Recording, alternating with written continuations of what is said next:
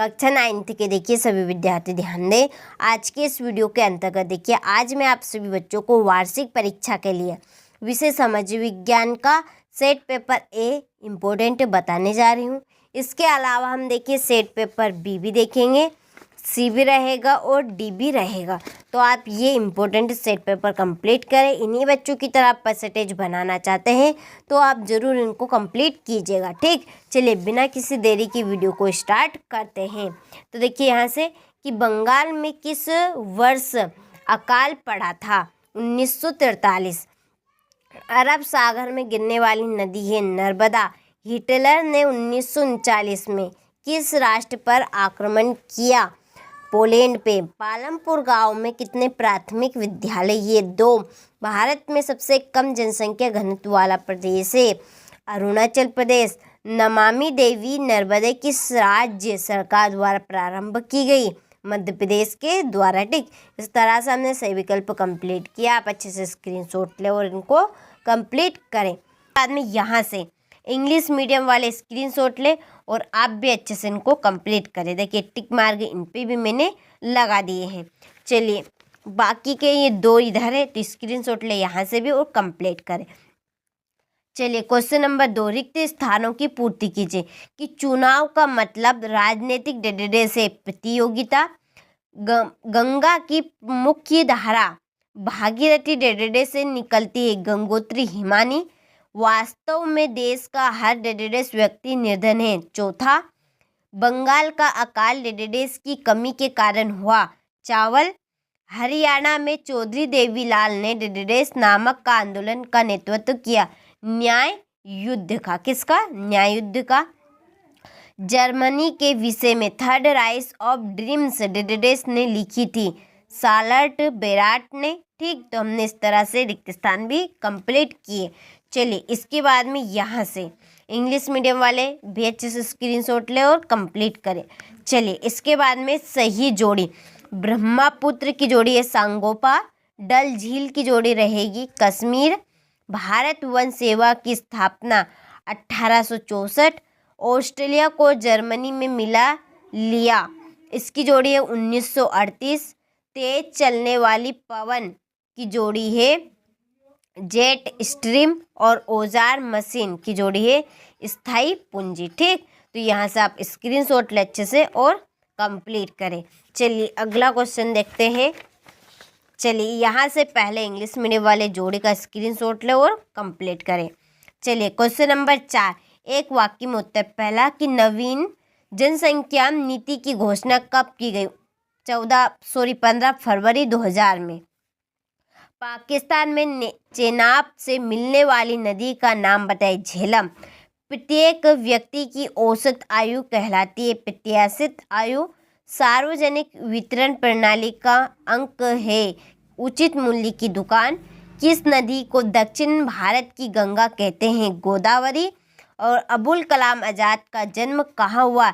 तमिलनाडु या आप रामेश्वर भी लिख सकते हैं। ठीक, तो यहाँ से आप स्क्रीनशॉट ले और कंप्लीट करें। 100% इसी में से क्वेश्चन आएंगे। 100% गारंटी लेती हूँ, जरूर आप इनको कंप्लीट करिए।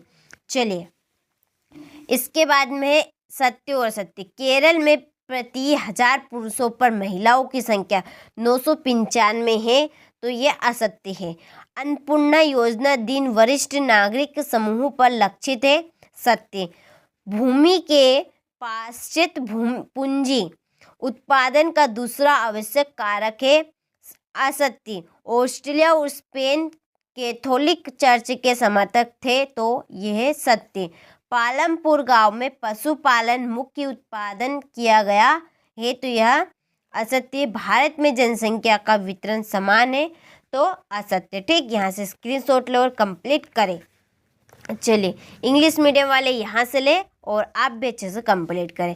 चलिए क्वेश्चन नंबर 6 को हम यहाँ से देखते हैं। देखिए ये तो चलिए क्वेश्चन नंबर 6 यहाँ पे है कि हमारे उत्तर पश्चिमी उत्तरी पूर्वी पड़ोसी देशों के नाम बताए। तो ये है पड़ोसी देशों के नाम, स्क्रीनशॉट ले अच्छे से कंप्लीट कर। भारत उपमहाद्वीप में कौन कौन से देश है?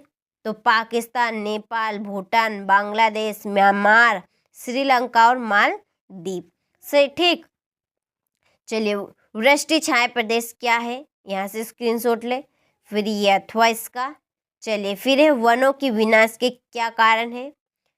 चलिए अगला क्वेश्चन है भारत की वनस्पति में इतनी विविधता क्यों है। क्वेश्चन नंबर ये 9 का अथवा अपवाह तंत्र क्या है।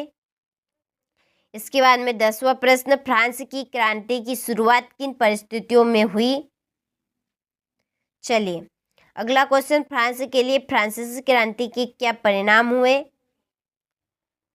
फिर 11वां प्रश्न 1900 से 1930 के बीच रूस में महिला कामगार की स्थिति क्या थी। खूनी रविवार की घटना क्या थी। जंगल से होने वाले लाभ लिखिए।